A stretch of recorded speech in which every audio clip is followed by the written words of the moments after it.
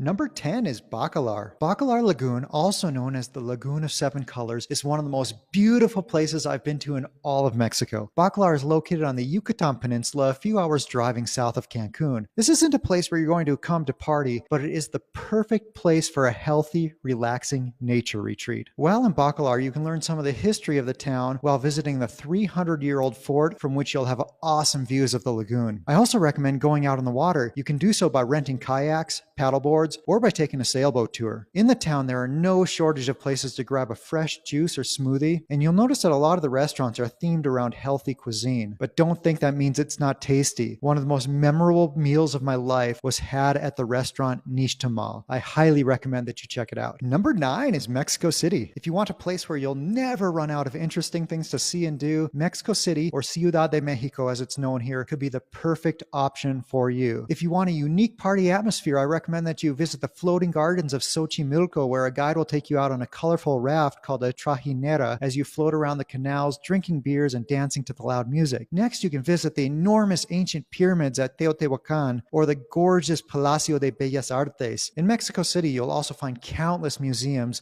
such as Museo Sumaya, which is free to enter and features more than 50,000 items, including famous artwork, gold coins, intricately carved ivory, priceless artifacts, and much more. Oh, and by the way, the food in Mexico City is nothing short of incredible. Number 8 is Isla Mujeres. Located just a short ferry ride from Cancun, Isla Mujeres, or the Island of Women as it translates to English, has one of the most beautiful beaches in all of Mexico. It's very easy to get to, but at the same time, it offers a nice change of pace from the Cancun hotel zone. While at Isla Mujeres, I recommend taking a catamaran tour where you'll probably do some snorkeling at the underwater museum. You'll also have access to unlimited booze while you cruise around the calm waters of the island for a few hours. I've done these catamaran tours a few times and they're always a lot of fun. While at Isla Mujeres, I also recommend that you rent a golf cart at least one of the days that you're there so you can explore the island at your own pace, and cruising around the island on a golf cart is a ton of fun as well. For number 7, we're heading over to the west coast to the city of Puerto Vallarta, which is a gorgeous beach destination with the best sunsets I've ever seen in my life. One thing I really like about the city is that it's built next to these lush green hills, which makes for great views in every direction regardless of whether you're facing the mountains or the water. Something cool about Puerto Vallarta, or PV as many of the foreigners call it, is that you don't even have to be staying oceanfront to have great views of the water, because many of the homes are built on the hills around the city, and thanks to those hills, almost everyone has amazing views. PV gets visitors from all walks of life, but it has become especially popular with gay males. Throughout the city and concentrated in the romantic zone, you'll find many places that cater to the gay crowd. PV is an awesome place to visit if you're a nature lover like me, because you have the gorgeous waters and pretty beaches and amazing sunsets,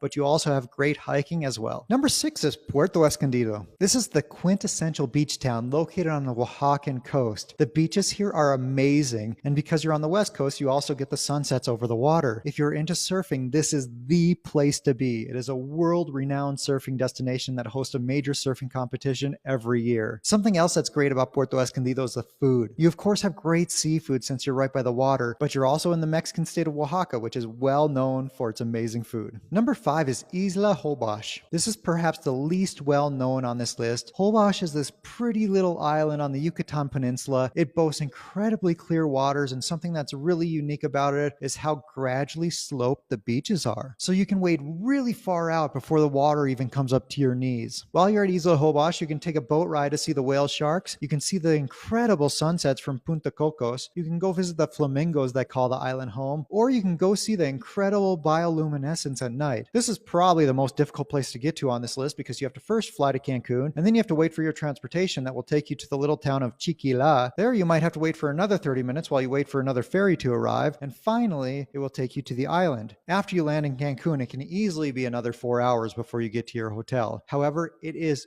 gorgeous, and if you go, I highly recommend that you rent a golf cart to explore the island, because that's going to improve your experience a lot. Number 4 is probably the most hyped up place on this entire list, but I still think it's worth a visit. Tulum is located about 2 hours south of Cancun. This town has some of the most beautiful beaches in the world. It's home to the Mayans, so there's some ancient ruins that you can visit, such as the Tulum archaeological site that's just outside of town. This place is really neat because it sits next to the ocean, so you have amazing views as you're exploring the ruins. But my favorite ruins are actually located at Koba, a little less than an hour away. Here you can rent bikes and ride them through the jungle as you explore the many different pyramids there. There are kind of two sides to Tulum. You have the super expensive hotel zone where all the Instagrammers go, and then you have the much more affordable town side. I really love the town side because you can still visit the beach, but at the same time your vacation will be so much cheaper, and you can experience all the awesome bars and restaurants that the town has to offer. And while you're in the area, I highly recommend that you visit at least one cenote. If you're not familiar with cenotes, they're these really pretty freshwater underground watering holes that are definitely worth a visit. Number 3 is one of my favorite places featured in this video, but it's one that a lot of people are scared to visit. Acapulco is located in southwestern Mexico, and it has so much to offer. First of all, it's easy to get to. You just fly into the Acapulco airport and boom, you're there. Next, it's truly a gorgeous place. You can go have breakfast next to the beach in Acapulco Bay, and then you can go up to the top of the cliff at Hotel Los Flamingos, enjoy a Coco Loco as you watch the whales pass by. If you don't know what a Coco Loco is, it's where they take a coconut and add some liquor to the coconut water. They're super tasty. Next, you can watch the incredibly talented cliff divers do their thing as they dive into treacherous waters for more than 100 feet in the air. There are so many cool things to see and do in Acapulco, plus it's not too expensive, so I highly recommend it. For number 2, we are going inland to Oaxaca City. Located in the Mexican state by the same name, Oaxaca is the food and culture capital of Mexico. The nearby archaeological site of Monte Alban dates back nearly 200 years, but the city as we know it today was founded in the 1400s. In Oaxaca, you'll find street after street of well-preserved facades that are hundreds of years old. Hardly a day goes by in Oaxaca where there isn't some kind of parade or celebration happening in the streets of the city center. If you love dance and culture and loud music and bright colors, Oaxaca City is hard to beat. My personal favorite thing about Oaxaca is the food. I love Mexican food in general, but Oaxacan food is my absolute favorite. I cannot even describe to you how amazing the food is in this city. And for number 1, we are going to head over to the Pacific Coast where you'll find one of my favorite cities in all of Mexico. This is a relatively affordable city, especially considering it's a really pretty beach destination. Here you'll find some of the best seafood I've had in the entire country, amazing sunsets over the water, and in addition to that, the people here are incredible. I've traveled all over the country and nowhere have people been as welcoming as they are in Mazatlan. Something I love about Mazatlan versus some of the other popular Mexico beach destinations is that you don't have to put up with a bunch of scammers and hustlers in this city. For example, when you fly into the Mazatlan airport, you feel welcomed and you don't have to run the gauntlet like you do in Cancun. I also love that you can take a stroll or a bike ride on the longest boardwalk in all of Mexico while you enjoy the beautiful views, or you can take a hike up to the lighthouse where you have incredible views as well. And you get all of this for about 1/3 the price of a Cancun vacation. All things considered, in terms of the prices you pay compared to what you get, it is really difficult to beat Mazatlan as a Mexico vacation destination.